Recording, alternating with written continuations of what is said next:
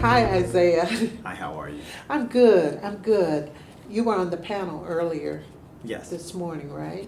And first and foremost, what do you do? So I'm Vice President of Community Impact Right. at the Community Foundation of Greater Flint. We serve Flint and Genesee County, all 425,000 residents. Our focus is on making grants that support the well-being of the people that live in this community.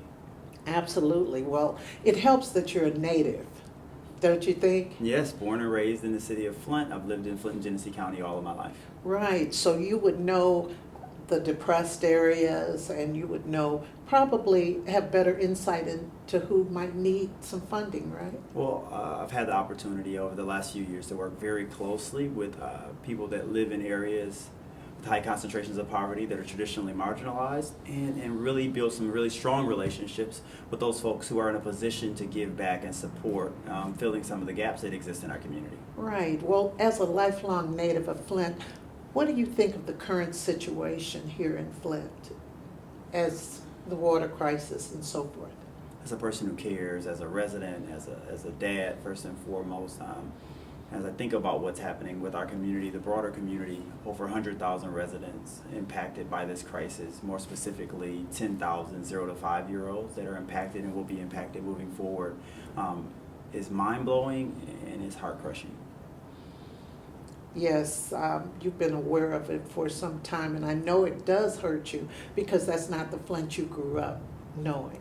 I think in some cases it's not the Flint I grew up knowing, but I've also I grew up, you said, both sides of the tracks. Right. I grew up on what some would describe as the wrong side of the tracks. So this isn't the first crisis that Flint has had, but this is the one that's had national attention. So we really have to figure out how to use this as an opportunity Absolutely. to build Flint to the place that, not the place it was yesterday, but the place that it's supposed to be today.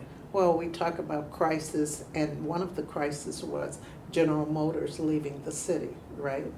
I think there are a number of pieces of that, but I think the economy and impacts on the economy, including what happened with General Motors and the automotive industry, is a part of that. Right, right. There was a motto that said cars go out and money comes in. Flint used to be very prosperous in many ways. And we have very resourceful people in this community that are thinking of new ways to bring dollars and resources into this community, and we have to do everything that we can to make sure that every member of our community has the tools that they need to contribute. And the more we do that, I think the more diverse our economic situation will become and the better our community will be. Do you think entrepreneurship is one of the I keys? think it's a huge key. I think an entrepreneurial mindset Yes. is one of those keys, and you can embed the entrepreneurial mindset in all sectors. I mean, it can be business, it can be philanthropy, it can be nonprofits. I think we actually need to include the creative sparks that people provide when they're Yes. entrepreneurial in their thinking Right. into all of the things that we do.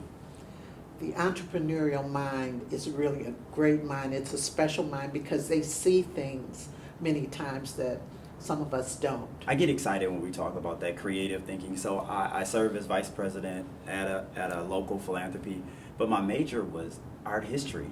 Wow. Oh, my major was art and my minor was art history. So in college, I was trying to figure out what I aesthetically, you're so into what trying can to happen. figure out what I was gonna do with my life, right? It's Right. like, what are you gonna do? But I know I'm creative, and I know I think outside of the box, and I know that the pragmatic thinkers of the past are not what industry is looking for today, because that's not proving itself to work. So Yeah, but the artist thinks outside the box. Oh, yeah. Which can prove very beneficial to all communities. In fact, they say that art will drive many communities eventually.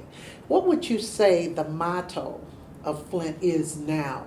I think resilience is who we are right now, which means we are in a position to take the things or the blows that are coming at us and rebound. But I think beyond just being resilient is who we are. It's not what's going to move us forward. And I think moving us forward is going to be about making sure that everyone from every background has the tools that they need to contribute to making Flint the An place. opportunity. That's exactly An what it is. opportunity. What do you think that Flint could possibly do with this unprecedented notoriety that it has right now? Oh, I think we're doing everything we can to flip the story and engage residents and people and community stakeholders in ways that we never have before. And it's beautiful. I think we're going to be the model for what you do when you engage everyone in the decision making, which is not what's happening across our country right now. Right, right, absolutely not.